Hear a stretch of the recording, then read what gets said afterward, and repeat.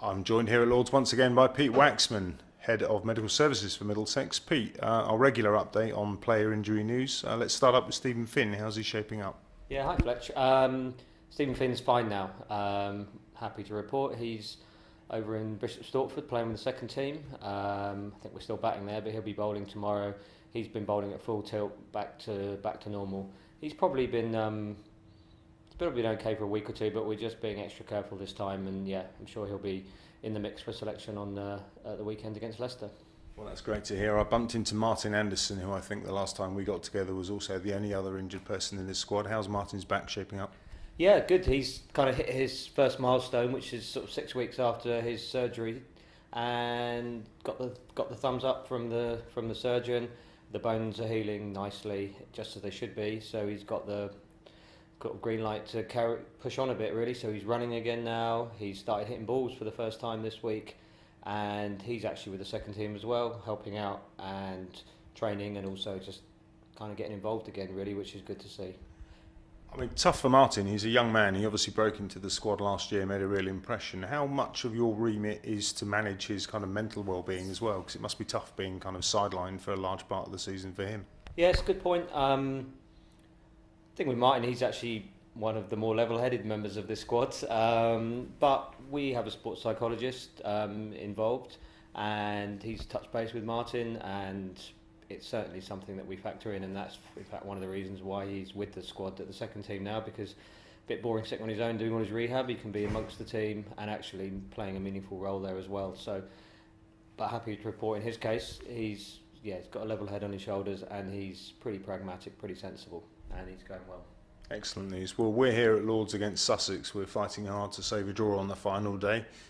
We went into this game announcing the news that Helm had to pull out. He had a tight hamstring, which was uncovered in warm-ups. What's the latest on Tom's progress? Yeah, that was a frustrating one. It was a frustrating one. When a player feels their hamstring tightening in warm-up, we have to have a serious discussion with the coach and the player and myself. And I think the right decision was made. Stuart was very involved in that. We don't want to send a player into a 4-day game that is just starting to feel something. As it turned out, things look good. He's back to he bowled today, bowled 2 spells actually during the course of the day, and again we declared him fit really. So he's going to bowl a bit more this week, and I'm sure, thankfully, he'll be back fighting for his place on the weekend as well. Well, that's great to hear. I think there's only one other area of concern, and that features a player that's not even been around these parts, so I can't even blame you for this one. Yeah. Robbie White, he went down in training, I think, at Essex. He's turned his ankle and will be out for some time, I hear. Yeah, unfortunately, got a phone call from up in Yorkshire earlier this week from the physio, sort of said, got some bad news for you, very apologetic, but unfortunately not his fault. But Robbie White twisted his ankle in their warm-up prior to their current county game, because he was back in the squad because their other 2 keepers had got injured. They've got a bit of a wicket-keeper curse down in Essex. But he's twisted his ankle. He turned up today, come back from Yorkshire. He's got a nasty ankle sprain. Thankfully, we x-rayed it, no breaks, but he's got a nasty ankle sprain, and unfortunately, probably going to be a good month, maybe even a bit more, before he's back to normal. It's a real shame for Robbie, but thanks for the news, Pete. In terms of other squad news, I mean, obviously you've got an ongoing job managing the players' fitness. I know Stuart's fairly keen to utilise the strength of the squad and make sure he's resting players, rotating in, rotating out. Yep. What's the view on that? And I'm assuming as kind of lead physio, that's a benefit to you and really helps you managing players' fitness. Yeah, like we mentioned last time, it's a nice place to be in if we've got the players available.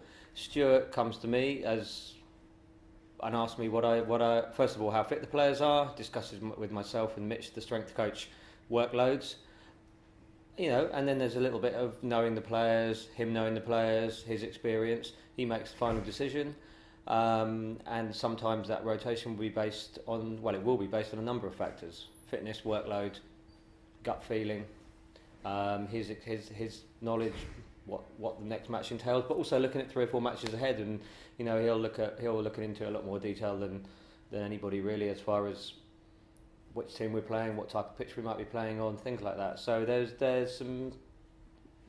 a lot of thinking goes into it. But certainly, if you see a player's name that's not on the team sheet that you might have expected to be there, there's probably a very good reason for that. Interesting, because I guess from a members stroke spectators point of view, they see that players aren't included and they make their own assumptions, but it's interesting to hear there's a heck of a lot more that goes into it. Yeah, there is. I have a very small input into that, and then it kind of goes to the next level up with Stuart and the coaches and the captain. But yeah, they don't just pick out 11 names at random out of a paper bag. Waxy, thanks so much for joining us here at Lords, and once again we'll catch up next month and you can give us the latest on the squad fitness. Brilliant. Thanks. Nice to see you, Fletch.